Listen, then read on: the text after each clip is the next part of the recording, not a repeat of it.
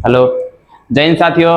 आज हम लोग झारखंड पॉलिटेक्निक जो प्रीवियस ईयर पूछा गया सवाल है उसको हम लोग सोल्यूशन करने हैं। आज हम लोग जो है मैथ का हम लोग देखेंगे। मैथ का जो है तुम लोग आपको पता होगा कि मैथ का 50 क्वेश्चन आता है और जो है फिजिक्स का 50 क्वेश्चन आता है और केमिस्ट्री का 50 क्वेश्चन आता है। टोटल 150 प्रश्न होती है और 2.5 घंटा का समय रहता है। जिसमें जो है 25 जो सवाल पूछा गया है उसको हम लोग आज देखने वाले हैं एकदम बेसिक तरीका से। तो चलिए हम लोग स्टार्ट करते हैं।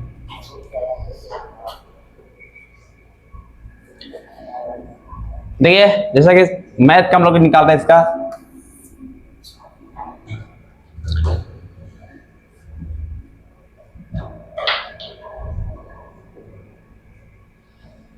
देखो मेरे भाई, मैथ का सवाल है। पहला प्रश्न है x square plus 2x plus 5 बराबर 0 की मूल क्या है। आपके पास 4 गो ऑप्शन है, 4 गो ऑप्शन में से एक ऑप्शन सही होगा, आपको देखना है इसको। तो ऐसा सवाल हम लोग हल करने के लिए हम लोग जो है इसका प्रत्येक जो है चैप्टर का हम लोग बेसिक कर चुके हैं। देखो इसको हल निकालने के लिए आप लोग देखे होंगे डी बराबर सूत्र। डी का मतलब हम लोग बोलते हैं क्या, विविक्त। डी बराबर सूत्र होता है बी स्क्वायर माइनस 4ac। यदि बाबू 3 स्टेप कंडीशन देख लेता है, अगर जो है डी अगर 0 से बड़ा होती है इसका वास्तविक और असमान मूल होते हैं। असमान करने का मतलब 2 मूल होगा दोनों अलग अलग रहेगा, 2 मूल होगा दोनों अलग अलग रहेगा, असमान रहेगा।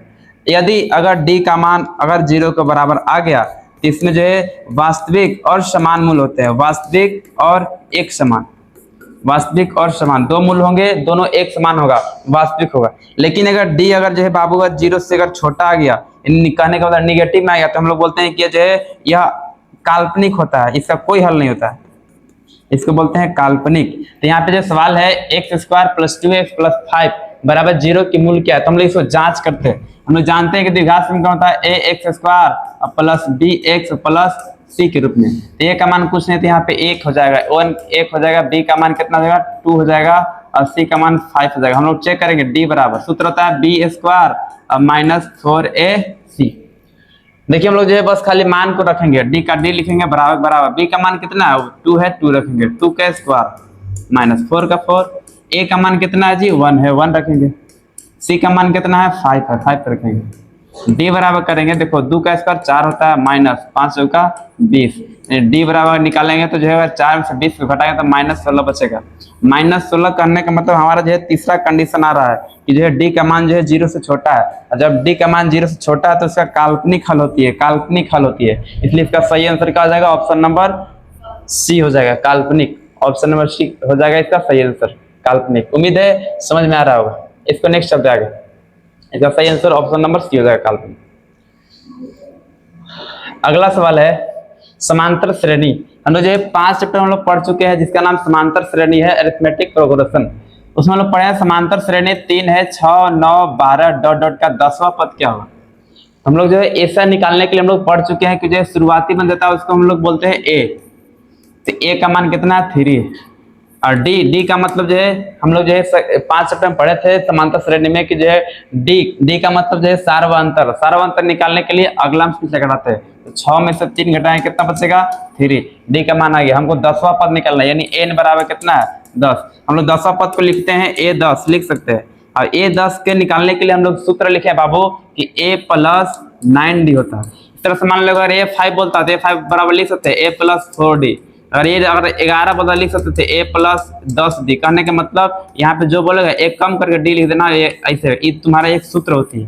ये सूत्र बनता है एन बराबर A plus N minus 1 into D से। ऐसे पर ए सूत्र बनता है। तुम लोग इस पर लिखेंगे ए का मान हम लोग को पता है, ए का मान कितना है 3 है, 3 रखेंगे प्लस 9 का 9। डी का मान कितना है, डी का मान 3 है, 3 रखेंगे, 3 का 3 प्लस का प्लस 9 कितना जाएगा 27। अजय 27 और 3 जोड़ेंगे तो 30 हो जाएगा। यानी हम लोग को निकल के आएगा ए 10 का मान कितना हो जाएगा 30। तुम्हारा जो है ऑप्शन नंबर इसका जो है B4 बाहुबली, इस तरह से आंसर हो जाएगा, आंसर सही। उम्मीद करता हूँ समझ आ रहा होगा। नेक्स्ट चलते हैं आगे। चलिए बताइए इसका तीसरा सवाल सेम उसी चैप्टर से है। तीसरा प्रश्न है समांतर श्रेणी 2, 4, 6, 8 के प्रथम 5 पदों का योग। 5 पदों का योग याद करो बाबू। एस एन बराबर हम लोग सूत्र लिखे थे n/2 into 2a plus n minus 1 into D. तुम्हारा जो है योग निकालने के लिए हम लोग सूत्र पढ़ चुके हैं। हम लोग यहाँ से हम लोग निकाल लेंगे a का मान कितना हो जाएगा 2 हो जाएगा। यहाँ से निकाल लेंगे d का मान अगला अंश पिछला घटाएं 4 में 2 घटाएं कितना बचेगा 2 हो जाएगा। और जो हम लोग n 5 पद बोल रहे हैं n बराबर कितना हो जाएगा 5। बाकी सूत्र का प्रयोग करके निकाल लेंगे n एस एन बराबर n बटा 2 होता है। n के स्थान पर कितना लिखेंगे 5 बटा 2 है तो 2 इंटू 2 का 2 और a का मान कितना है 2 है और प्लस n का मान 5 माइनस 1 और d का मान 2 है 2 रखेंगे। बस इसको हल कर देंगे। एस एन बराबर जो है 5 बटा 2 का 2 दो दूनी कितना हो जाएगा 4 हो जाएगा। 4 लिख देंगे प्लस 5 में से 1 तो 4 और गुना कर देंगे 4 दूना कितना हो जाएगा 8। इस तरह करेंगे एस एन बराबर तब 5 बटा 2 और 8 4 कितना हो जाएगा जी 12। इसको काटेंगे 6 बार में कट जाएगा। एस एन बराबर हो जाएगा कितना 5 6 30। ये 5 पदों का योग कितना निकल के आ गया 30। इसका सही आंसर ऑप्शन नंबर सी हो जाएगा करेक्ट। उम्मीद करता हूँ समझ में आ रहा होगा। चलते नेक्स्ट चलते। अगला क्वेश्चन है 104 नंबर है, यानी जो है मैथ का चौथा सवाल है। यदि किसी समांतर श्रेणी का 5वां पद 17 है और 9वां पद 29 है तो सारा अंतर निकालना। तो इसको निकालने के लिए बेस्ट तरीका है 5वां पद बाबू 5वां पद लिखने के लिए हम लोग A5 लिखते हैं। 5वां पद जो है 29 कितना दिया 17 दिया 17 लिखेंगे। लेकिन 5वां पद को हम लोग तुरंत सोच देंगे कि इस तरह से है तो a प्लस 4d इसको लिख सकते हैं बराबर कितना जाएगा 17। मान लो इसको समीकरण 1। इस तरह से 9वां पद 29 है। 9वां पद को हम लिख सकते हैं a9 बराबर 29 दिया है 29 लिखेंगे। a9 को हम लोग लिख सकते हैं a प्लस जिस तरह यहाँ 5 था तो 4d लिखे थे, यहाँ पे 9 है तो यहाँ पे 8d लिखेंगे बराबर कितना जाएगा 29। इसका मान लेंगे समीकरण 2। समीकरण 1 को और समीकरण 2 को हम लोग हल कर देंगे। हम लोग समीकरण 1 को समीकरण 2 को हल करने के लिए चैप्टर 3 इसका नाम है क्या दो चर वाला रैखिक समीकरण, वहां पे हम लोग पढ़ चुके हैं। तो बिलोपर में से इसको हल करेंगे। देखो समीकरण 1 और समीकरण 2 क्या करते हैं बस जो घटा देते हैं। लिखेंगे समीकरण 1 से 2 को घटाने पर, घटा रहे इसलिए क्योंकि जो है दोनों में ए तो वैल्यू बराबर लेकिन चिन्ह एक ही जैसे नहीं, एक ही जैसे है तो अलग अलग करने के लिए घटाते हैं। लिखेंगे यहाँ पे a प्लस 4d बराबर 17। यहाँ लिखेंगे a प्लस समीकरण 2 है 8d बराबर 29। इससे बाबू घटा रहे तो नीचे वाला साइन अपने आप चेंज होता है। a प्लस में माइनस से खत्म हो जाएगा। 8d में से अगर 4d को अगर हम लोग ऐड करेंगे तो यहाँ बचेगा माइनस 4d बराबर 29 में 17। 29 नेगेटिव में है 17 पॉजिटिव में, अगर आपस में कैलकुलेशन हो जाएगा तो यहाँ पे निकल जाएगा कितना 12 और वो भी काची में माइनस में। इला माइनस खत्म हो जाएगा और डी का मान कितना हो जाएगा 12। जो 4 जो इससे इधर गुना में इधर का भागा में हो जाएगा तो डी का मान कितना निकल के आ जाएगा 4 तिहाई 12। डी का मान कितना हो जाएगा 3 हो जाएगा। इसके लिए ऑप्शन नंबर इसका सही आंसर डी हो जाएगा। चलो नेक्स्ट चलते आगे, नेक्स्ट बनाते हैं। अगला सवाल देखिए बिल्कुल आसान सवाल है, जो है 8 चैप्टर सवाल है। त्रिभुज एबीसी में यदि कोण ए बराबर 90 डिग्री, त्रिभुज एबीसी है बाबू इस तरह से त्रिभुज है एबीसी, अगर में कोण ए बराबर 90 डिग्री है तो ए को हम लोग 90 डिग्री कर दिए। इस तरह से मान दो यहाँ पे बी हो जाएगा यहाँ पे सी हो जाएगा। बोल रहे तो ए स्क्वायर प्लस बी स्क्वायर बराबर सी स्क्वायर, ए स्क्वायर प्लस बी स्क्वायर बराबर सी स्क्वायर। तो यह क्या दर्शाता है तो यह सूत्र हम लोग देखें पाइथागोरस सूत्र होता है कर्ण स्क्वायर बराबर होता है लंब स्क्वायर प्लस आधार स्क्वायर। और यह सूत्र हम लोग देखने को मिलता है पाइथागोरस फार्मूला में, इसलिए बोलते हैं पाइथागोरस परिमेय। इसका सही आंसर हो जाएगा। नेक्स्ट देखते हैं हम लोग 106 नंबर का सवाल।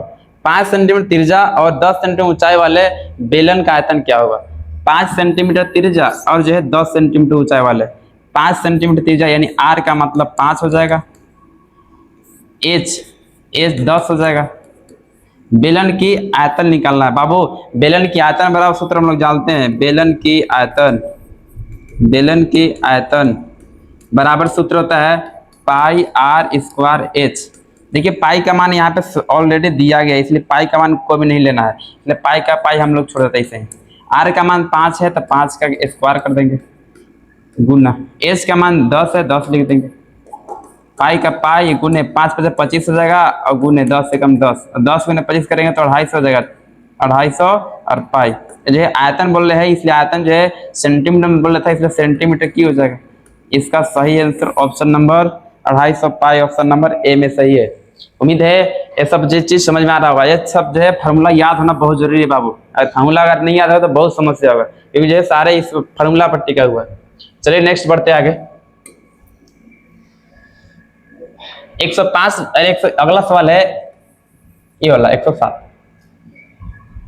5 सेंटीमीटर भुजा वाले घन का कुल पृष्ठीय क्षेत्रफल। याद करो तुम लोग, घन का कुल पृष्ठीय क्षेत्रफल, घन का कुल पृष्ठीय और क्षेत्रफल बराबर सूत्र होता है 6a²। ए का मतलब भुजा स्क्वायर, 6 गुने भुजा स्क्वायर सूत्र होता है। बस खाली वैल्यू पुट कर देंगे। 5 सेंटीमीटर भुजा दिया यानी ए का मान 5 दिया तो 6 का 6 लिखेंगे और 5 का स्क्वायर कर देंगे। 6 का 6 और 5 का स्क्वायर कितना देगा 25। और जो है 25 छः करेंगे 6 25 30 के 0 6 दिन कितना देगा 25 छः 150। और जो है कुल पृष्ठीय क्षेत्रफल पूछ ले, क्षेत्रफल जो है काची में होता है ये सेंटीमीटर दिया था इसलिए सेंटीमीटर स्क्वायर हो जाएगा। तो ऑप्शन नंबर क्या कौन सा सही हो जाएगा बताओ। ऑप्शन नंबर सी में दिया है 150 सेंटीमीटर स्क्वायर। उम्मीद है समझ में आ रहा है। ये सब सूत्र याद रखना बहुत जरूरी। चलिए नेक्स्ट चलते आगे। अगला सवाल है एक शंकु का आयतन एक खाली स्थान के आयतन के 1/3 होता है। बाबू अभी तुरंत बताते हैं हम एक बेलन का आयतन। देखो यहां से कंपेयर करो आप लोग, बेलन का आयतन, बेलन का आयतन बराबर सूत्र होता है बाबू पाई r² h। लेकिन शंकु का आयतन बराबर सूत्र बोले, शंकु का आयतन बराबर, तो शंकु का आयतन बराबर सूत्र क्या होता है, शंकु का आयतन 1/3 पाई r² h। देखिए पाई r² h है वाला, अरे 1/3 पाई r²। ये पूछ रहा है कि एक शंकु का आयतन जो होता है ना किसका आयतन के 1/3 होता है। देखो यहाँ पे जो है पाई r² h है पूरा, लेकिन ये इसका जो है 1/3 भाग है, तो किसका, या बेलन के आयतन का। इसलिए सही आंसर क्या हो जाएगा, बेलन का आयतन का यहाँ पे हो जाएगा आंसर, बेलन के आयतन का 1/3 होता है। शंकु का जो आयतन है बेलन के आयतन का 1/3 होता है। इसका सही आंसर हो जाएगा ऑप्शन नंबर सी। नेक्स्ट चलते आगे। माध्य, ये बहुत आसान सवाल है। माध्य 10 20 30 40 50 का माध्य निकल रहा है। माध्य बराबर हम लोग जानते हैं कि जो माध्य बराबर सूत्र होता है कुल प्रेक्षण का योग बटा कुल संख्या, मतलब जो है कुल प्रेक्षण का योग बटा कुल संख्या। इस तरह से यहाँ पे दिया, बस कुछ नहीं करना, ऊपर सबको जोड़ेंगे 10 20 30 40 और 50। ये सबको जोड़ेंगे, अब गिने क्या गो, 1 गो 2 गो 3 गो 4 गो 5 गो, इसलिए 5 से भाग देंगे। माध्य बराबर यही सूत्र होता है। माध्य बराबर सूत्र होता है जितना संख्या दिया है सबको जोड़ो और जो संख्या उतना से भाग दे दो, बस जो आएगा आंसर हो जाएगा। 10 20 30 हो जाएगा, 30 30 60 60 और 40 100 और 100 150 हो जाएगा। और 150 में 5 से भाग देंगे तो तुम्हारा कितना निकल के आ जाएगा, 30 आ जाएगा। ये तुम्हारा जो है 30 माध्य हो जाएगा आंसर ऑप्शन नंबर डी। चलिए देखते हैं आगे। अब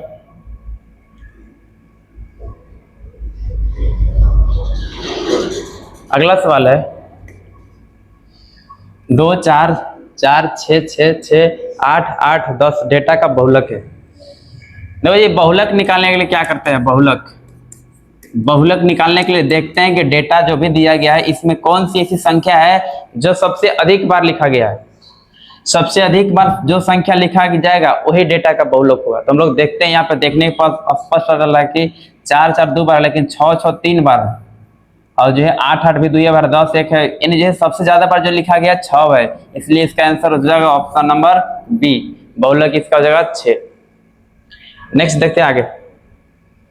याद करो चैप्टर नंबर 9 त्रिकोणमिति का अनुप्रयोग से क्वेश्चन है। यहाँ पे एक मीनार का ओनियन कोण, एक मान लो कि मीनार है बाबू, इस तरह से एक मीनार है, इस तरह से ओनियन कोण कहने का मतलब मान लो कहीं इधर से देख रहा होगा, ओनियन कोण मतलब यहाँ से देख रहा होगा। ओनियन कोण मतलब नीचे से देखने पर जो कोण बनता है उसी को बोलते हैं ओनियन कोण। यहाँ से कोई इंसान देख रहा होगा, इसका बन रहा है 45 डिग्री। और आधार का परीक्षक की दूरी 20 सेंटीमीटर, आधार का परीक्षक की दूरी मतलब यहाँ से जो परीक्षक देख रहा है और यहाँ से उसका दूरी जो है 20 सेंटीमीटर है। मीनार की ऊंचाई पूछ रहा है, मतलब इसका ऊंचाई पूछ रहा है, तो हम लोग इसको निकालने के लिए सूत्र जानते हैं कि मान लो कि जो है यहाँ पे जो है 90 डिग्री होगा। इसके लिए हम सूत्र जानते हैं टेन थीटा बराबर होता है P बटा बी, मान लो इसको ए नाम धर दे, इसको बी नाम धर दे, इसको सी नाम धर दे, तो जो है ए बी जो हो जाएगा लंब हो जाएगा, लंब को हम लोग पी बोलते हैं, यानी ए बी जो हो जाएगा लंब हो जाएगा, और बी क्या हो जाएगा जी, बी आधार हो जाएगा बी सी। अब देखो टेन का टेन लिखेंगे और थीटा का स्थान पर कितना है 45, तब 45 लिखेंगे बराबर ए बी का मान कुछ नहीं है एच है, एच दे देंगे, और बी सी का मान हमको दिया है 20, 20 लिख देंगे। उम्मीद है पता चल रहा होगा। टेन 45 डिग्री का मान याद करो छोटो, टेन 45 डिग्री का मान 1 होता है, टेन 45 डिग्री का मान 1 होता है। हम लोग जो है चार्ट को देखे थे इस तरह से, इस तरह देखे थे साइन 30 डिग्री का मान, साइन 45 का मान, 60 डिग्री का मान, कोस इस तरह सब देखे थे, जो है दिया गया है उसको देखे थे, उसमें से हम लोग देखे हैं टेन 45 का मान 1 होता है, बस इसका स्थान पर 1 लिख देंगे बराबर एच बटा 20। अब देखो ये हल करेंगे तो जो है अगर गुना करेंगे कुछ ना तो नीचे 1 है तो 1 गुने एच करेंगे तो एच होगा, और 20 गुने करेंगे तो 20 होगा, यानी एच का मान भी हमको कितना आ गया 20 सेंटीमीटर, इसलिए ऑप्शन नंबर इसका क्या आ जाएगा 20 मीटर में दिया था ना, इसलिए मीटर में हो जाएगा 20 मीटर, इसलिए ऑप्शन नंबर डी हो जाएगा सही। उम्मीद है पता चल रहा होगा। नेक्स्ट चलते हैं बाबू, आगे देखते हैं, सेम इसी चैप्टर से सवाल है अगला भी, 112 नंबर अगला क्वेश्चन है, 112 नंबर जो बिल्कुल आसान सवाल है, सेम टू सेम उसी पैटर्न पर सवाल है। देखो यहाँ पे, जमीन पर एक बिंदु से एक मीनार के शीर्ष का उन्नयन कोण 60 डिग्री है। जमीन पर एक बिंदु से, जमीन मान लो कि यहाँ से है, एक मीनार मान लो कि यहाँ पे है बाबू, यहाँ से जो है एक मीनार के शिखर का जो उन्नयन कोण है, कहने का मतलब जो है उन्नयन कोण जो है नीचे से देखने पर जो कोण बन रहा है 60 डिग्री का है। यदि मीनार की ऊंचाई 20-30 सेंटीमीटर दिया, मीनार की ऊंचाई मान लो इसको मीनार मान रहे हैं, मीनार इसकी ऊंचाई जो है 30 दिया है, 30 लिख देंगे, सेंटीमीटर में दिया है क्या मीटर में दिया है, इसलिए मीटर लिख देंगे 30 मीटर। पूछ रहा है क्या, तो बिंदु से मीनार के आधार तक की दूरी कितना होगा, बिंदु से करने का मतलब इस बिंदु से और यह आधार तक की दूरी का कितना होगा, सेम टू सेम वही सूत्र लगा देंगे, मान लेंगे इसको मान लेंगे ए, इसको मान लेंगे बी, इसको मान लेंगे सी, यहाँ पे 90 डिग्री बन रहा है, बस सेम सूत्र लगा देंगे, टेन थीटा बराबर होता है क्या चीज पी बटा बी। अब पी का मान यहाँ पे कितना दिया है 30 दिया है, लिखेंगे बी का मान कुछ भी नहीं है, बी का नाम मान लो कि आधार है, इसको हम लोग बीसी रख देते हैं, टेन का 10 लिखेंगे, थीटा का स्थान पर कितना है 60 डिग्री है, 60 लिखेंगे बराबर 30 का 30 लिखेंगे बटा बीसी, बस सेम टू सेम बनेगा। टेन 60 डिग्री का मान याद करो, टेन 60 डिग्री का मान कितना होता है बोलो तो √3 होता है, बराबर 30 का 30 बटा बीसी का बीसी होता है कि नहीं बोलो। आप देखिए कुछ नहीं नीचे थे 1 लिखेंगे, अब बीसी को इतना करेंगे तो देखो यहाँ पे बीसी का बीसी, यहाँ पे √3 और बीसी हो जाएगा, जो है बीसी को इतना करें तो √3 बीसी होगा बराबर, और 30 को 1 करेगा तो 30 होगा। अब खाली अगर बीसी बराबर निकालेंगे तो 30 का 30 जो √3 जो है इधर गुना में इधर आकर भागा में जाएगा, इस तरह से ऑप्शन नंबर 30 बटा √3 मीटर, यहाँ ऑप्शन नंबर सी में दिया है, ये तुम्हारा आ जाएगा आंसर ऑप्शन नंबर बी। बेहतर समझ में आ रहा होगा, देखते हैं आगे, इसका अगला सवाल है,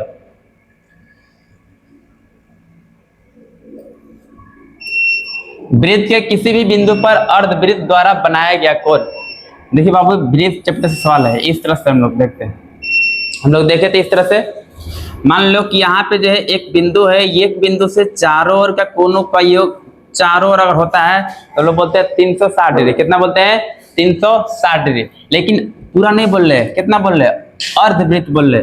अर्धवृत्त कहने का मतलब मान लो कि यहाँ से लेकर के यहाँ तक, सिर्फ जब हम लोग इस तरह से अगर इतना बनाएंगे तो देखो पूरा गोले गोले 360 होता है, लेकिन यहाँ से यहाँ तक कितना होगा 180 होगा, इसलिए बोल देंगे इसका 180 डिग्री होगा, ऑप्शन नंबर ए। ए अगर बोलता कि जो पूरा त्रिभुज कितना बनाता है तो पूरा बोलता है 360, मान लो कि अगर बोलता है इस तरह से, बोलता है कि अगर एक चतुर्थांश कितना बनाता है, एक चतुर्थांश मतलब 4 का 4 भाग में अगर एक भाग कितना बनाता है, यहाँ पे 90 डिग्री बनाता है, लेकिन यहाँ पे बोल रहे हैं अर्धवृत्त, अर्धवृत्त बोल रहे हैं, अर्धवृत्त जो है 180 डिग्री का कोण बनाता है। उम्मीद है पता चल रहा हो, देखते हैं आगे। अगला सवाल है, वृत्त के बाहर एक बिंदु से वृत्त पर कितनी रेखाएं खींची जा सकती है।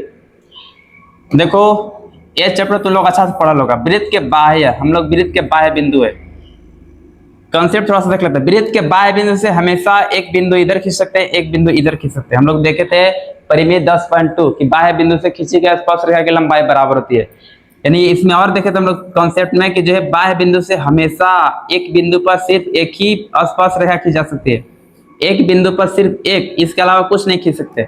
इसलिए जो है किसी बाह्य बिंदु से किसी वृत्त पर स्पर्श रेखा सिर्फ और सिर्फ दो खींची जा सकती है। इसका ऑप्शन नंबर क्या हो जाएगा? ऑप्शन नंबर बी, किसी वृत्त के बाह्य बिंदु से सिर्फ और सिर्फ एक इधर खींच सकते हैं।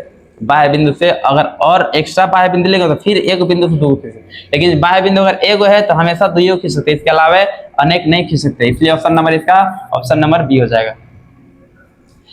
चलो देखते हैं आगे बाबू। अगला सवाल है 115, वृत्त पर एक बिंदु से खींची जा सकने वाली स्पर्श रेखा की संख्या है। अभी तुरंत हम बताते हैं कि वृत्त के किसी भी अगर बिंदु है, एक बिंदु पर सिर्फ और सिर्फ एक रेखा खींच सकते हैं। इस तरह से अगर हम लोग अनेक खींचेंगे, अनेक देखो यहाँ पे दो बिंदु पर टच किया, ये सब हो नहीं सकता, लेकिन सिर्फ और सिर्फ ये हो सकता है। इसलिए हम लोग बोल सकते हैं कि एक वृत्त पर और सिर्फ एक ही स्पर्श रेखा खींचा सकते हैं। एक वृत्त के एक बिंदु पर, मतलब एक वृत्त का अगर एक बिंदु अगर खाली बोले, एक बिंदु अगर बोल दे तो उसको हम लोग एक खींच सकते हैं, लेकिन एक वृत्त पर अनेक खींच जा सकती है, क्योंकि जो एक वृत्त जो है अनेक बिंदुओं से मिलकर बना है। अगर बाबू बोलेगा कि एक बिंदु पर क्यों खींच सकता है, एक बिंदु पर सिर्फ एक, लेकिन अगर बोलेगा कि वृत्त पर क्यों खींच सकता है, वृत्त पर अनेक, क्योंकि वृत्त अनेक बिंदुओं से मिलकर बना है। एकरा में अनेकों बिंदु है, जब अनेकों बिंदु है तो अनेक का स्पर्श रेखा खींच सकते हैं। लेकिन अगर कंडीशन बोल दिया अगर एक बिंदु पर क्यों खींच सकते हैं, एक बिंदु पर सिर्फ एक खींच सकते हैं। इसलिए सही आंसर इसका ऑप्शन नंबर ए हो जाएगा। अगला सवाल है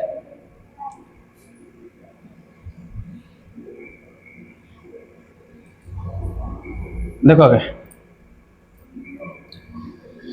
सिस्टम का हल x + y = 6 है, x - y = 2 है। ये याद करो, चैप्टर नंबर 3 दो चरवा रैखिक समीकरण में हम लोग ऐसा सवाल पढ़ चुके हैं। इसको बनाने के लिए दो तरीका है, एक जो है ग्राफी विधि है, एक जो है बीजीय व्यंजक विधि है। हम लोग जो है दोनों तरीका में कोई तरीका, बीजीय व्यंजक में दो तरीका देखे थे, विलोपन और प्रतिस्थापन। हम लोग जो है कोई नियम देखेंगे या फिर ऑप्शन से भी हम लोग चल सकते हैं, लेकिन हम लोग पहले नियम से देख लेते हैं। x + y = कितना है? 6 है, और x - y = 2 है। इसको मान लेते हैं समीकरण 1, इसको मान लेते समीकरण 2। हम लोग देखे तो अभी हल करने के लिए हम लोग देखते हैं, अगर कोई भी चर का मान अगर बराबर है तो उसको हम लोग खत्म करने की कोशिश करते हैं। मान लो कि एगो चर से एगो चर खत्म कर दी, प्लस में था, y में था, माइनस में खत्म हुई, एक से एक जोड़ेंगे तो 2 से जाएगा 6, 2 कितना हो जाएगा 8। x बराबर करेंगे 8/2, x का मान आ जाएगा 4। अब x का मान कोई समीकरण में रख दो, x का मान जो समीकरण रखला मान उमें रख दो, समीकरण में रख दो। समीकरण क्या है? x + y = 6 है, x का मान 4 रख देते हैं, प्लस y बराबर 6, y बराबर करेंगे बाबू तो 6 प्लस में इधर रखें माइनस में आ जाएगा, y बराबर कितना आ जाएगा 2। नहीं, x का मान 4 आ जाएगा, y का मान 2, x का मान 4, y का मान 2, ऑप्शन नंबर बी। और ऑप्शन नंबर बी जो है तुम्हारा क्या आ जाएगा? बिल्कुल सही हो जाएगा। इसको नेक्स्ट आगे देखते हैं।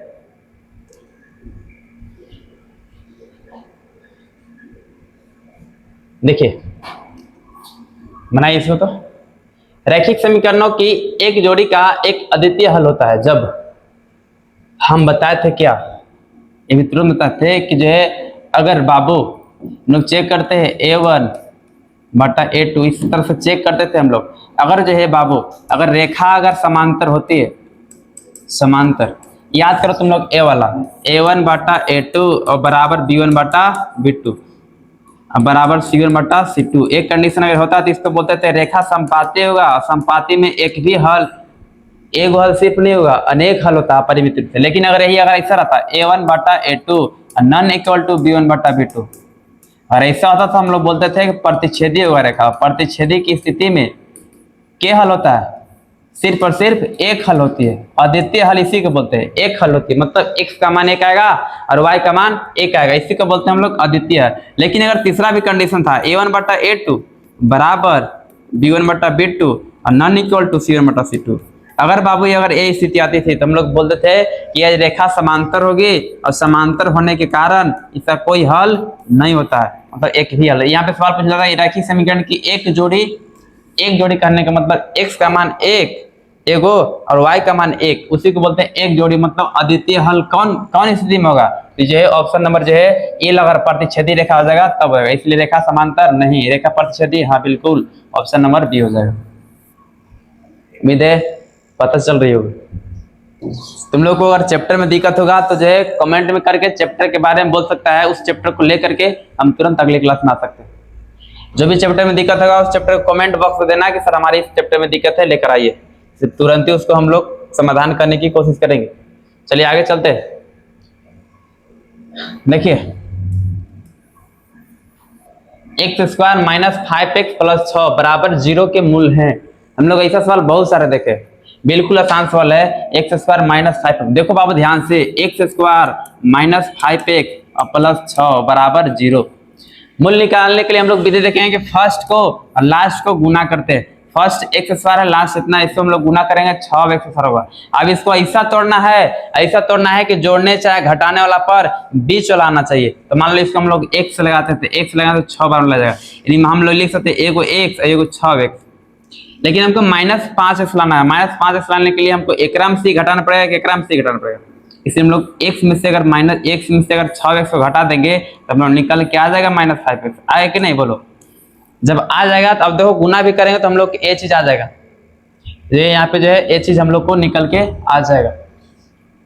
चलो यहाँ पे हम लोग देखते हैं, तो यहाँ पे जो है हो जाएगा x² और जो है प्लस x और माइनस 6x में से अगर x हम लोग ऐड कर देंगे तो हो जाएगा तुम्हारा यहाँ पे प्लस 6। यहाँ पे जो है क्वेश्चन तुम्हारा जो है यहाँ पे गलती दिया है। क्वेश्चन यहाँ पे जो है चाहे तो अगर e प्लस में होगा, चाहे अगर e प्लस में होगा तो ए प्लस में होगा, लेकिन अगर e जो है तुम्हारा माइनस में होना चाहिए। यहाँ पे सवाल भी मिस किया है, सवाल मिस किया है। अगर जो है सवाल अगर सही रहता ना तो यहाँ पे कभी भी प्लस, यहाँ पे अगर माइनस रहता और यहाँ पे -5 रहता तो यहाँ पे कभी भी जो है प्लस में 6 नहीं रहता, क्योंकि जब हम लोग इसको गुना करेंगे तो गुना करने के बाद तो प्लस में 6 आ रहा है। लेकिन हम लोग जो है जब इसको हम लोग ऐसे कर रहे हैं तो ऐसे तुम लोग को -5x आ रहा है, लेकिन इसको जब हम लोग प्लस में रख रहे हैं, इसको माइनस इसे गुना कर देंगे तो फिर माइनस में आ जाएगा। इसलिए यहाँ पे सवाल मिस होगा। यहाँ पे सवाल जो है तुम्हारा जो है गलत दिया है।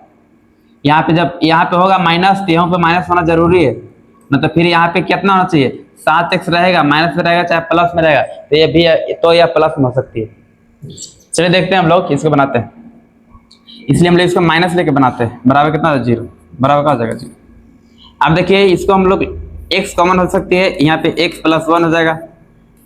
यहाँ पे -6 कॉमन कर लेंगे x, जब माइनस कॉमन करते तो यहाँ वाला चेंज होता है, माइनस से क्या हो जाएगा प्लस, और 6 एकम 6 बराबर का हो जाएगा 0। देखिए बाबू अगर यहाँ पे प्लस अगर रहता तो यहाँ पे माइनस हो जाता और यहाँ प्लस हो, दोनों अलग अलग, जब दोनों अलग अलग होती है चाहे तो प्रश्न गलती रहता है या फिर हल गलती होता है। हम लोग जो बॉक्स ला जो एक जैसे नहीं एक जैसे उठा लिए, बॉक्स के बगल x - 6 उठा लिए, बराबर 0 हो जाएगा। अब दोनों के लिए अलग अलग 0 कर देंगे, x - 6 बराबर 0। x बराबर कितना हो जाएगा? प्लस है इधर का -1, x बराबर कितना होगा? प्लस इधर का -6 और प्लस में 6, यानी ए का मान -1 ए का मान +6। कोई ऑप्शन है? -1 +6 कोई ऑप्शन नहीं है, यानी क्योंकि जो है सवाल यहाँ पे गलती दिया है। सवाल अगर सही था तो इसका आंसर भी सही आता। चलिए इसका आगे देखते हैं। यदि किसी द्विघात समीकरण का एक मूल 3 है और मूलों का योग 7 है तो दूसरा मूल क्या होगा? एकदम बिल्कुल आसान सवाल। 2 मूल दिया है, बोल रहे कि 2 मूलों का योग, बोल रहे हैं 2 मूलों दो मूल का योग, 2 मूल का योग दे दिया 7। बोल रहे कि एक मूल 3 है, जो अगर हम मान लो कि एक मूल x मान लेते हैं, मूल का मान लेते हैं y, बराबर कितना दिया 7। एक मूल जो दे दिया 3 है, 3 रख देते प्लस y बराबर 7 हो जाएगा। y बराबर निकालेंगे ये 7 प्लस में तरह का माइनस हो जाएगा, y का मान कितना हो जाएगा 4, यानी कहने के बाद दूसरा मूल कितना आ जाएगा 4। तब ना जोड़ेंगे, पहला मूल 3 दिया था, दूसरा मूल 4, मतलब जो है हम लोग को पता नहीं था, लेकिन दोनों का योग 7 देते था, तो 3 में कितना जोड़ेगा 7 होगा। हम लोग को जाहिर सी बात है हम लोग ऑप्शन नंबर ए लिख देंगे कि ऑप्शन नंबर जो है 4 अगर दूसरा मूल रहेगा तो दोनों को जोड़ेंगे 7 हो जाएगा। तो ऑप्शन नंबर इसका ए तुम्हारा क्या हो जाएगा? सही हो जाएगा। उम्मीद है अच्छा दिख रहा होगा, तुम लोग को समझ भी आ रहा होगा। आगे चलते हैं। देखो मेरे भाई, अगला सवाल है, रैखिक समीकरणों की जोड़ी को हल करने के लिए किस विधि का उपयोग नहीं किया जा सकता है? देखो हम लोग रैखिक समीकरण को हल करने के लिए एक ग्राफी विधि जानते हैं। एक ग्राफी विधि, एक जो है बीजीय व्यंजक का 2 विधि होता है, एक जो है प्रतिस्थापन, एक जो है उन्मूलन, इसको हम लोग विलोपन भी बोलते हैं। और एक जो है एक और विधि होता है जो सूत्र के द्वारा बनता है, वज्र गुणन। बस यही तुम्हारा जो सारे नियम है जो ग्राफी जो भी रैखिक समीकरण को हम लोग हल कर सकते हैं। लेकिन जो एकरा में किसका प्रयोग नहीं किया था, इसका ऑप्शन नंबर ए है,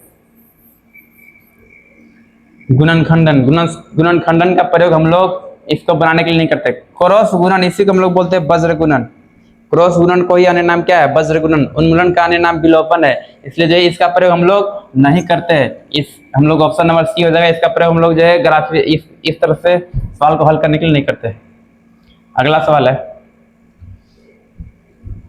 याद करो तुम लोग, साइन का और कोस का किस मान के लिए वैल्यू बराबर होती है। तो हम लोग देख सकते हैं जो साइन ए बराबर कोस बी दिया है, तो मतलब किस मान के लिए, तो हम लोग याद होगा कि साइन 45 का मान और बराबर कोस 45 का मान, दोनों को बराबर होती है। साइन 45 की मान भी 1/√2 होता है कि नहीं, इसका ही मान 1/√2 होता है।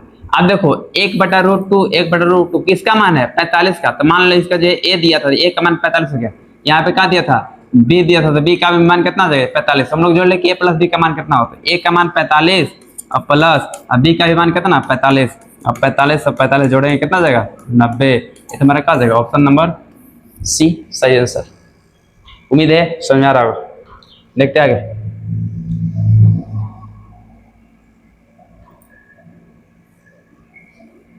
अगला सवाल है tan 30 डिग्री का मान कितना होता है। ये तुम्हारा मान याद करना बहुत जरूरी है। अगर नहीं याद हो रहा होगा मान, तो इसके लिए भी कमेंट कर सकता है। इसके लिए हम एक आसान से तरीका बता देंगे। चलो देखते हैं tan 30 डिग्री का मान। tan 30 डिग्री का मान 1/√3। ये तुम्हारा याद करना सवाल है, ये याद होना चाहिए तुम लोग। अगला देखते हैं, निम्नलिखित में कौन सी परिभाषित नहीं है। याद होगा तुम लोग को कि जो है tan का कौन सी मान ऐसा होता है जिसके लिए परिभाषित नहीं होता है। तो इसके लिए तुम लोग देख ले हो क्या, tan 90 डिग्री का मान परिभाषित नहीं होता। tan 90 डिग्री का मान अपरिभाषित होता है, इसका जो है वैल्यू होता है अपरिभाषित, इसलिए ऑप्शन नंबर सी हो जाएगा सही। Sine square plus cos theta का मान कितना होता है। यहाँ पे हम लोग जो है 3 सूत्र देखें, sine square theta plus cos theta, इसका बराबर 1 होता है। एक सूत्र और होता है, पहला सूत्र हो गया, दूसरा का सूत्र है 1 प्लस tan स्क्वायर थीटा बराबर होता है सेक स्क्वायर थीटा। एक होता है 1 प्लस कोट स्क्वायर थीटा बराबर सूत्र होता है कोस स्क्वायर। ये सूत्र तुम लोग को याद होना चाहिए। तो यहाँ पे सवाल था sine square theta plus cos square theta का मान कितना होता है। इसका जो ऑप्शन नंबर सी 1 होता है। ऐसा सूत्र याद कर सकता है, लिख सकता है। इस सारे सूत्र एक जगह लिखा रहेगा तो याद रहेगा। ऐसा सवाल बहुत पूछता है, सबका बहुत ईजी। चलिए, एक समकोण त्रिभुज में ऊंचाई 12 सेंटीमीटर है और उन्नयन कोण 30 है, आधार क्या होगा। देखो एक समकोण त्रिभुज है, हम समकोण त्रिभुज छाप दिए, बोल रहे हैं कि कोण 30 डिग्री है, यहाँ पे हम 30 डिग्री लिख दिए। इसका आधार क्या, ऊंचाई दिया 12, ऊंचाई हम लोग इसको बोलते हैं, आधार क्या इसको पूछा। तो ई और ई भुजाओं को अनुपात के लिए सूत्र में जानते हैं tan थीटा, और थीटा का स्थान पर 30 है, 30 लिखेंगे, बराबर होता है P/B। और P का मतलब लंब, लंब का मान दिया 12, इसका मान नहीं दिया तो नहीं लिखेंगे इसका। tan 30 डिग्री हम लोग जानते हैं कि 1/√3 होता है, बराबर 12 हो जाएगा बटा B। खाली अगर बाबू B एकम B करेंगे बराबर 12√3 होता है, 12√3 हो जाएगा। तुम्हारा काचे में दिया था, मीटर में दिया था, इसलिए तुम्हारा क्या हो जाएगा B का मान, यानी आधार की वैल्यू हो जाएगा 12√3 मीटर हो जाएगा। बोलो समझ आ रहा है। चलो देखते हैं आगे। अब क्वेश्चन नंबर अगला, एक द्विघात समीकरण ax² + bx + c के शून्य बराबर हैं तो क्या होगा। हम अभी पीछे भी सवाल एक सवाल था कि जो है बराबर शून्य कब होती है। हम बताते हैं कि जो है d अगर जो है बाबू 0 के बराबर होगा तो बराबर शून्य होगा। अगर d अगर 0 से बढ़का होगा तो दो अलग अलग शून्य होगा। अगर d 0 से छोटा है तो कोई शून्य नहीं होगा, कोई नहीं, कोई मूल नहीं। और d क्या होता है, d जो है इसी को बोलते हैं विविक्तर, और इसी का स्थान पर सूत्र, इस d का सूत्र होता है b² - 4ac। अगर 4b² - 4ac अगर 0 से बढ़का है तो मूल अलग अलग होगा दो गो। लेकिन जो है b² - 4ac अगर 0 के बराबर है तो दो जो है समान मूल होंगे। इसलिए पूछ रहा था कि शून्य बराबर होगा, मूल मूल हो गया, शून्य होगा, दोनों एक ही चीज होता है। तो इसका सही आंसर क्या हो जाएगा, बी स्क्वायर माइनस 4ac बराबर कितना होना चाहिए, 0 का। ऑप्शन नंबर बी तुम्हारा जो है सटीक आंसर हो जाएगा, मूल बराबर होने के लिए या फिर शून्य के बराबर होने के लिए। शून्य मूल दोनों एक ही चीज होता है। अगला सवाल देखते हैं, सेम इसी आधार पर सवाल अगला। चलो यही बनाते हैं अगला। के का वह मान ज्ञात कीजिए जिसके लिए बहुपद x square plus B x plus 49 इस रूप में है। द्विघात में याद होगा कि एक्स स्क्वायर और plus B x plus C के रूप में होता है। ए का मान यहाँ पे कुछ नहीं, तो ए का मान जो है एक्स के साथ नहीं दिख रहा, तो एक होता है।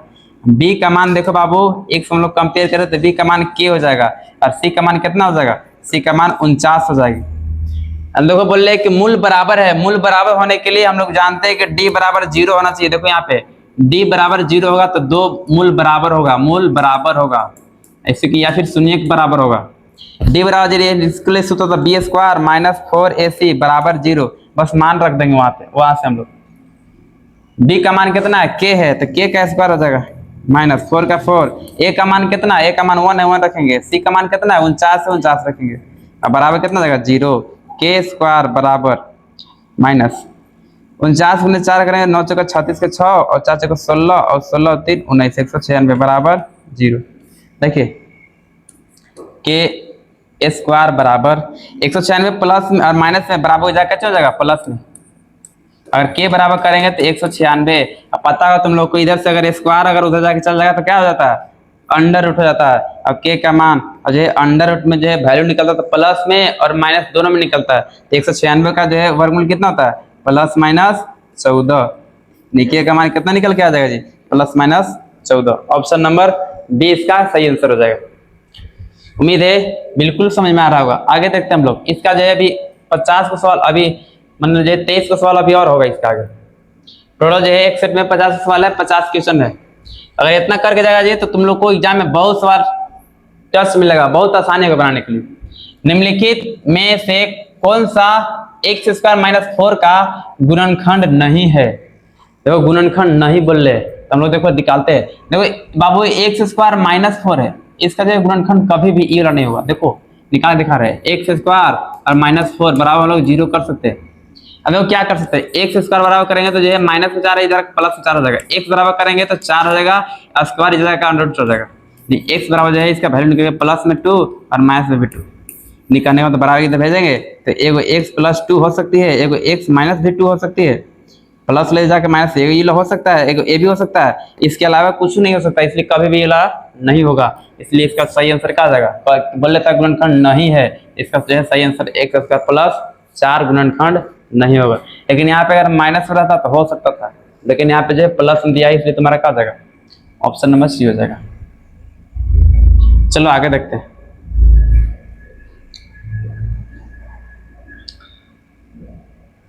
देखिए मेरे भाई, सवाल है बहुपद 3x³ minus 4x square plus 5x minus 6 की घात होगा। घात निकालने के लिए देखते हैं, बस जो है बहुपद में देखते हैं कि बहुपद में अधिकतम घात कितना है, अधिकतम धनात्मक घात कितना है। अधिकतम धनात्मक घात जो होती है वही जो है क्या होता है, घात होता है। तो हम लोग घात का मतलब पावर, हम लोग देखें एक में सबसे ज्यादा पावर किसका है, तो यहाँ पे जो इसका सबसे ज्यादा पावर 3 है, इसका ये घात कितना होगा 3 हो जाएगा। अगर नहीं रहता तो 2 हो जाता। मतलब जो है अगर देखते हैं कि अगर एक लाइन में लिखा गया तो सबसे ज्यादा पावर किसका, कितना पावर दिया गया, जो अधिक पावर आता है उसी के बोलते हम लोग घात। अगर सबसे अधिक पावर 3 है तो इसका आंसर 3 हो जाएगा, ऑप्शन नंबर सी। आगे देखते हैं। चलो ऊपर इस तरह से सेम टू सेम हम लोग कॉन्सेप्ट देखे थे कि असंगत समीकरणों के युग्म का ग्राफिकल निरूपण होगा, समांतर होती है, इसका आंसर सही हो जाएगा समांतर। इन देखो हम लोग देखे थे a1 बटा a2 बराबर b1 बटा b2 नॉन इक्वल टू और c1 बटा c2 होता है, इसका कोई हल नहीं होता। और जब कोई हल नहीं होता है इसी को बोलते हैं कोई हल नहीं होता है, तो इसको हम लोग बोलते हैं ये असंगत समीकरण है, असंगत। जब असंगत समीकरण है तो इसका जो है रेखा हम लोग पाएंगे, अगर ग्राफ खींचेंगे तो समांतर रेखा आएगा। समांतर रेखा कहने का मतलब वैसा रेखा जो आगे चलकर हम लोग खींचेंगे तो कभी जिंदगी में टच नहीं होगा, एक दूसरे को संपर्क नहीं है, उसी को हम लोग क्या बोलते हैं, समांतर रेखा बोलते हैं। इसका सही आंसर क्या आ जाएगा, समांतर रेखा, ऑप्शन नंबर बी। चलिए देखते हैं आगे। माध्यिका, देखो माध्यिका निकालने के लिए एकदम आसान तरीका होती है। देखो माध्यिका निकालने के लिए थोड़ा सा कंसेप्ट देख लो यहाँ। माध्यिका, माध्यिका निकालने के लिए क्या करते हैं, सबसे पहले पहला जो है, सबसे पहले क्या करते हैं नियम, पहला नियम है सबसे पहले आरोही क्रम में सजाते हैं। आरोही क्रम, आरोही क्रम मतलब असेंडिंग ऑर्डर, आरोही क्रम, असेंडिंग ऑर्डर। असेंडिंग ऑर्डर का मतलब जो है छोटा से बड़ा, मतलब बढ़ते हुए क्रम, मतलब छोटा कदम फिर जो है बड़ा, उससे बड़ा, उससे बड़ा, उसी को हम लोग बोलते हैं असेंडिंग ऑर्डर, आरोही क्रम में सजाते हैं। इसके बाद हम लोग देखते हैं, पहले हम इसको आरोही क्रम में सजाएंगे, 5 है, 7 है, 9 है, 11 है, 13 है। तो देखेंगे सबसे पहले आरोही क्रम में तो सजाया हुआ ऑलरेडी दिया गया, 5 है, 11 है, 9 है, अरे नहीं, 5 है, 7 है, 9 है, 11 है और 13 है। जब हम लोग आरोही क्रम में जब सज जाती है तो हम लोग देखते हैं उसको कि सबसे बीचों बीच कौन है, सबसे बीच में कौन, उसी को बोलते हैं माध्यिका। तो हम लोग देखिए 2 अगर इधर से बॉडीगार्ड लगल है और 2 इधर से बॉडीगार्ड लगल है, तो बीच में कौन आ रहा है, बीच में यह 9 आ रहा है, इसलिए आंसर क्या हो जाएगा, ये तुम्हारा आंसर हो जाएगा 9, माध्यिका इससे कितना जाएगा 9, ऑप्शन नंबर बी। उम्मीद है समझ में आया होगा। जो बीचों बीच होता है उसी को मिलते माध्यिका। बाबू अगर यहाँ पे इसी आधार पे एक और सवाल बता दे, मान लो कि यहाँ पे अगर और रहता है यहाँ पर, अगर मान लो कि इसे रहता, इसे रहता, मान लो कि जो है 2 रहता, 6 रहता, 7 रहता, 8 रहता, 10 रहता और 12 रहता, इस तरह से रहता। देखो यहाँ पे बाबू, यहाँ पे मान लो कि 2 इधर निकल गया, 2 इधर निकल गया, बीचों बीच में खाली एक बचा, तो लोग 9 उसको बोल दिए कि इसका माध्यिका बीचों बीच में 9 है, 9 आंसर सही हो जाएगा। लेकिन अगर इधर बोल दिया तो इधर देखो बाबू, देखेंगे इधर 2 को मान लो, इधर देखेंगे इधर भी 2, बीच में 2 को बच जाएगा। इधर से अगर 3 को करेंगे 3 को, तो इधर से 2 को बचेगा, नहीं बीचों बीच हम लोग को ये को नहीं आ रहा, बीचों बीच अब क्यों को आ रहा, मान लो कि इधर से हम लोग जो है बीच में रखते हैं, तो मान लो कि इधर 2 देते, इधर से इधर 2 देते हैं, बीच में 2 को बच गया, तो दोनों को जोड़ेंगे, 8 7 कितना 15, और जो है 2 से भाग दे देंगे, जो भी आएगा 15 से तुम्हारा कितना जाएगा 7.5, इसका माध्यिका कितना जाएगा 7.5। अगर जो है सम के कंडीशन रहता है, अगर हम लोग जोड़ते हैं 1 2 3 4 5 6, अगर ऐसा रहता तो दोनों में बीच में 2 आएगा और दोनों को जोड़ के और 2 से भाग कर देंगे, वही तुम्हारा जो है माध्यिका होगा। लेकिन अगर जो है ऐसा रहेगा तो ऐसा बीच बीच में एक ही आएगा, तुम्हारा जगह आंसर ऑप्शन नंबर इसके लिए ऑप्शन नंबर डी होगा। तुम लोग को बिल्कुल आसान सवाल आता है, ज्यादा भारी सवाल नहीं आता है, बस खाली रेगुलर तुम लोग को प्रैक्टिस करना होगा। रेगुलर अगर अभी प्रैक्टिस करेगा और सारे जितना हम सेट कराएंगे अभी सारे सेट अगर कंप्लीट कर लेगा तो बहुत सवाल तुम लोग को वहां पे देखने को मिलेगा, जो हो बहुत सवाल रहेगा। देखिए अगला सवाल है वर्ग अंतराल, 30 और 40 का वर्ग चिन्ह। वर्ग चिन्ह तुम लोग याद करो, तुम लोग ये हम लोग बोलते हैं इसको वर्ग अंतराल। वर्ग अंतराल में जो है इसको बोलते हैं निम्न सीमा, निम्न सीमा बोलते हैं इसको, इसको बोलते हैं उच्च सीमा।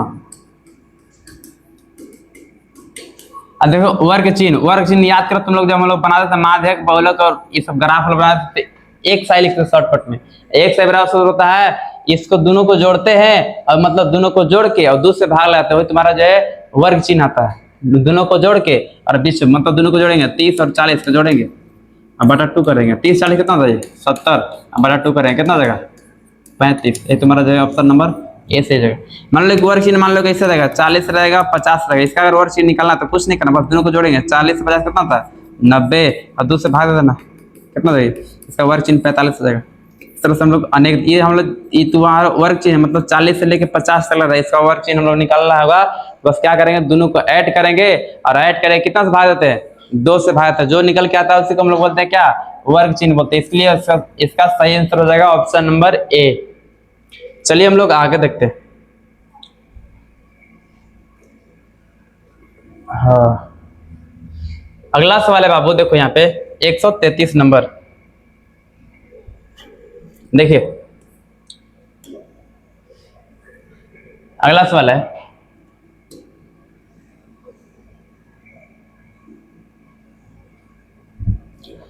केंद्रीय प्रवृत्ति का कौन सा माप चरण मूल्यों के अधिक प्रभावित होता है, इसका ऑप्शन नंबर सी हो जाएगा माध्य। क्यों माध्य होगा, जैसे कि मान लो कि यहाँ पे सवाल है 4 है 6 है 8 है 6 है 9 है 5 है 9 है 7 है 8 है 6 है 9 है 6 है 5 है 7। मान लो कि यहाँ पे हम क्वेश्चन दे दिए उदाहरण के तौर पर समझाने के लिए, यहाँ पे दिए हम लोग क्वेश्चन, तो हम लोग देखो क्वेश्चन करें तो इसका जो हमेशा मान लो कि अगर इसका माध्यिका का निकालना है तो माध्यिका बात तो माध्यिका खूब से खूब जो है, यहाँ तो अधिकतम संख्या 9 तक लिखा गया है, खूब से खूब माध्यिका होगा तो 9 होगा या फिर 9 से कम होगा, माध्यिका होगा कि नहीं है। लेकिन बाबू अगर माथी बहुलक निकाले तो बहुलक में हम लोग देखेंगे सबसे ज्यादा बार जो आया उसी को लिखते हैं बहुलक। बहुलक में सबसे ज्यादा बार कौन आया, एक 6 है। तो इसका जो है, इसका मान लो कि माध्यिका एक अनुमानित हम बोले कि माध्यिका या फिर 9 आएगा या फिर ओकरा से कम आएगा। जो बीचों बीच होता है उसी को माध्यिका बोलते हैं। इसको 9 आएगा या फिर उससे कम आएगा। लेकिन इसका बहुलक निकालें तो बहुलक जो है हम लोग को दिख रहा है सबसे ज्यादा कौन आया, 6 आया। तो इसका बहुलक हमेशा क्या आएगा, 6 आएगा। लेकिन बाबू अगर इसका माध्य निकालेंगे तो माध्य में क्या होता है, सभी संख्या को जोड़ते हैं और सभी को जोड़ेंगे तो बहुत अधिक होगा कि नहीं, बोलो बहुत अधिक होगा। और अधिक होकर उतना से भाग दें तो हमेशा जो है ये सबसे बड़का आएगा। इसलिए हमेशा याद रखना, कोई भी चीज को अगर माध्यक बहुलक और जो है अगर माध्य अगर निकालते हैं तो सबसे बड़ा जो वैल्यू होता है वो माध्य का होता है। इसलिए ऑप्शन नंबर क्या हो जाएगा, हमेशा याद रखना ऑप्शन नंबर सी हो जाएगा, सब सही आंसर। चलो देखते हैं आगे, बोलो समझ आया कि नहीं। माध्यक, बहुलक और माध्य में सबसे बड़ा वैल्यू किसका होता है, हमेशा माध्य का बड़ा वैल्यू होता है ना। चलो अब देखिए, ये जो है प्रायिकता से सवाल है। प्रायिकता का जो है सूत्र होता है संभावी घटना। थोड़ा सा कंसेप्ट समझ लो प्रायिकता का। इसका सूत्र होता है प्रायिकता बराबर सूत्र होता है संभावी घटना बटा कुल घटना। दो संभावी घटना का प्रायिकता, संभावी घटना अगला जो है संभावी घटना की प्रायिकता। संभावी घटना की जो प्रायिकता होती है 1 होती है। कितना होता है, 1।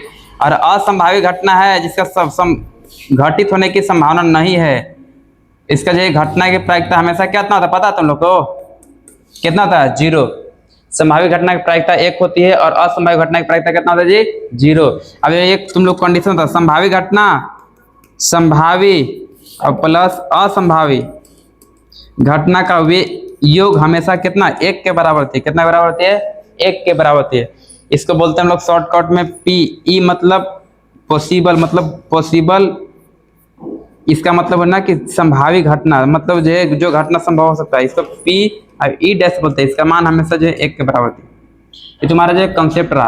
अब मान लो कि हमको निकालना है कि एक सिक्का को एक बार उछाला जाता है। एक सिक्का में एक हेड होता है और क्या होता है, टेल होता है। एक हेड होता है और एक कितना होता है जी, टेल होता है। सिर आने की संभावना, सिर मतलब हेड आने की संभावना पता है। एक सिक्का में हेड कितना आने की चांस कितना है जी, एक सिक्का में 2, कुल घटना 2 चाहे तो हेड आएगा ना तो फिर टेल आएगा। तो कुल घटना 2 हो गया, मतलब जो है कुल घटना क्या होगा, 2, मतलब चाहे तो हेड आएगा या ना तो फिर टेल आएगा। लेकिन बोलने के संभावित घटना मतलब हेड के को आ सकता है। एक सिक्का को उछालेंगे तो जाहिर सी बात है एक सिक्का को उछालने के बाद हमेशा चाहे तो एक ही को हेड आएगा ना तो फिर एक को टेले आएगा। तो ये संभावित घटना क्या है, एक है। इसलिए इसका आंसर कितना हो, 1/2।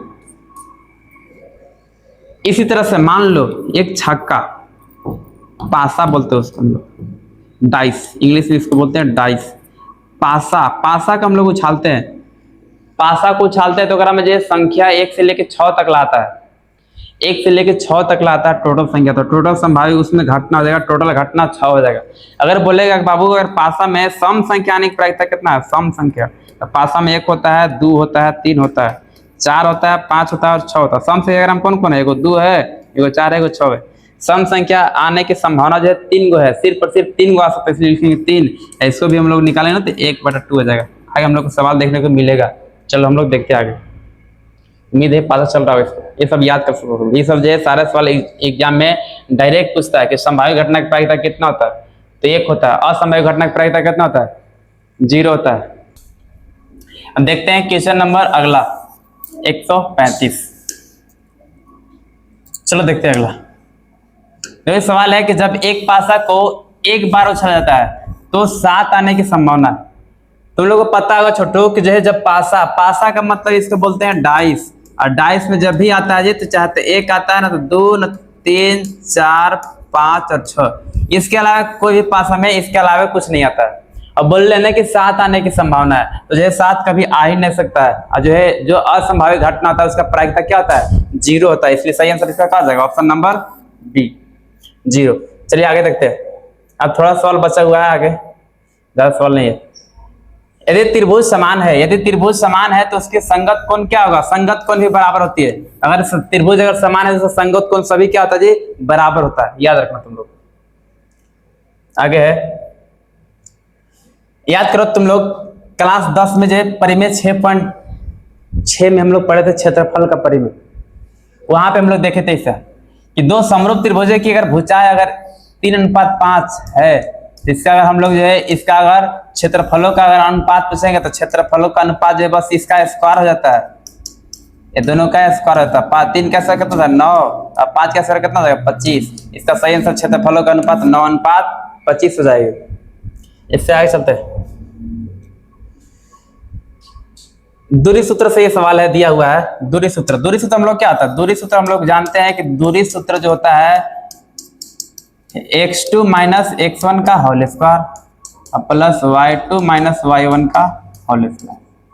ये तुम लोग ऐसे भी लिख सकते हैं x1 माइनस x2 का whole square, y1 minus y2 का होल स्क्वायर, कोई फर्क नहीं पड़ता क्योंकि स्क्वायर होने के कारण जो है प्लस प्लस का वैल्यू प्लस में जाता है।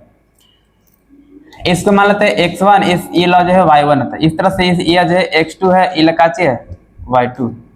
अगर ऐसा हम लोग को दूरी निकालना है तो दूरी निकालने के लिए क्या करते हैं, अगला सीधा करते हैं 0 में से 3 घटाएंगे, इसका स्क्वायर करेंगे, फिर जो है 0 में से 4 घटाएंगे, इसका स्क्वायर करेंगे, इसका अंडर रूट करेंगे सूत्र के अनुसार x2 माइनस x1, इसका -3 बचेगा -3 का स्क्वायर प्लस -4 बचेगा -4 का स्क्वायर, इसका अंडर रूट 3, इसका ऐसा करेंगे 9 हो जाएगा, 4 का स्क्वायर कितना होता है 16, इसको करेंगे जोड़ेंगे तो 25 हो जाएगा जी। 25 का वर्गमूल कितना होता है 5 होता है, इसलिए सही आंसर इसका सटीक आंसर क्या आ जाएगा, दूरी ऑप्शन नंबर ए 5।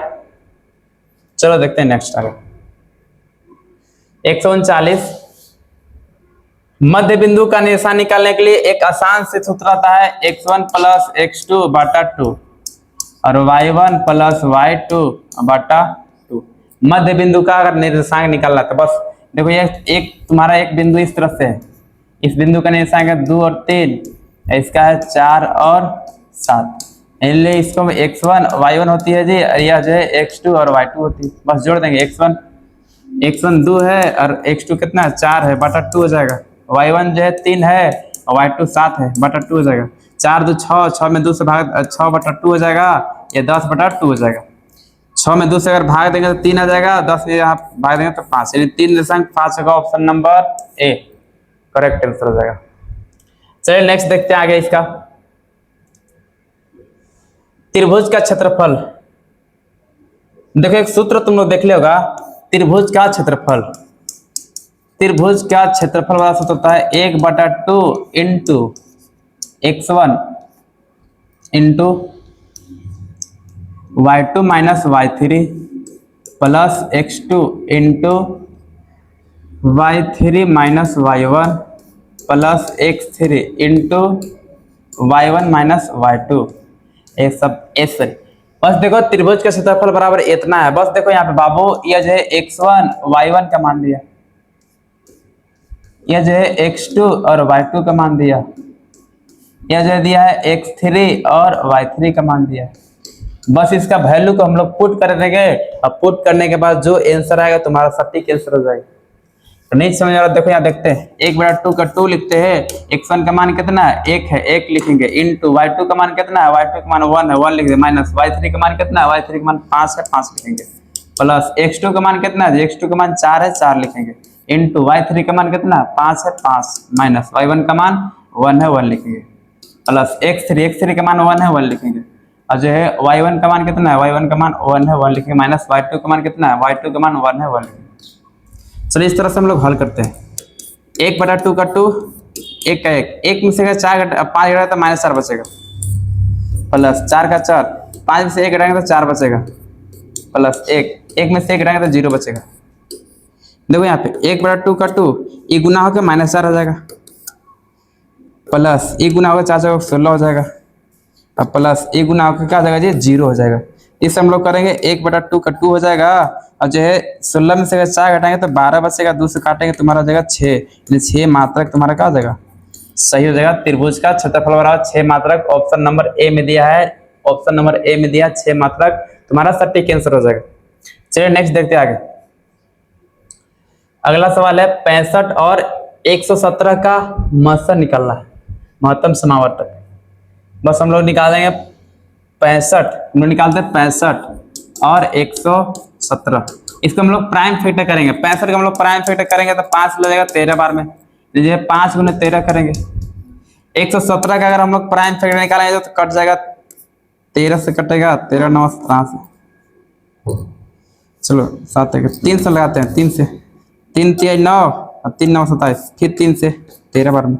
इसका जो गुणनखंड 3 गुने 13, हम लोग मसा को शॉर्ट एचसीएफ भी बोलते हैं, एचसीएफ हाईएस्ट कॉमन फैक्टर, इसी में हम लोग मसा बोलते हैं। और निकाला जो दोनों में कॉमन लगता है ना बाबू, इसी को हम लोग मसा बोलते हैं। यहाँ देखो, यहाँ भी 13 है, यहाँ भी 13 है, एक ही चीज कॉमन मिल रहा है, इसलिए सही आंसर इसका क्या हो जाएगा 13, ऑप्शन नंबर बी। चलिए नेक्स्ट आगे देखते हैं। अब बस कुछ ही सवाल बचा हुआ है। अंत अगर वीडियो देख बना रहेगा जी तो तुम लोग को सारा समझने में बिल्कुल आसानी होगा, और सारा क्वेश्चन करेगा तभी तुम लोग को आगे चलो बहुत फायदा मिलने वाला है। रूट 2 क्या है? रूट 2 देखो, रूट के अंदर का वैसा वैल्यू जिसका हम लोग वैल्यू अगर निकालें तो पूरा रूट से बाहर अगर हो सकती है उसको परिमेय बोलते हैं, लेकिन रूट से अगर बाहर नहीं हो सकता जी उसको हम लोग और परिमेय बोलते हैं। तो रूट 2 का जो है अगर हम लोग जो कुछ भी गुणनखंड करें तो कभी भी रूट 2 जो है बाहर नहीं निकल सकता है, और नहीं निकल सकता इसलिए बोले हैं कि रूट 2 जो है एक अपरिमेय संख्या है। हम लोग क्लास 10 में इसको सिद्ध भी किए हैं कि रूट 2 अपरिमेय होता है, रूट 5 अपरिमेय होता है, रूट 7 अपरिमेय होता है। इस तरह से अगर रूट 9 रहेगा तो रूट 9 को हम लोग बोलेंगे, रूट 9 का वैल्यू जो है +-3 हो जाता है, इसलिए हम लोग बोलेंगे इसको परिमेय बोलेंगे। लेकिन रूट 2 नहीं निकल सकता, इसलिए हम लोग क्या बोलेंगे, इसको अपरिमेय। चल नेक्स्ट देखते हैं आगे।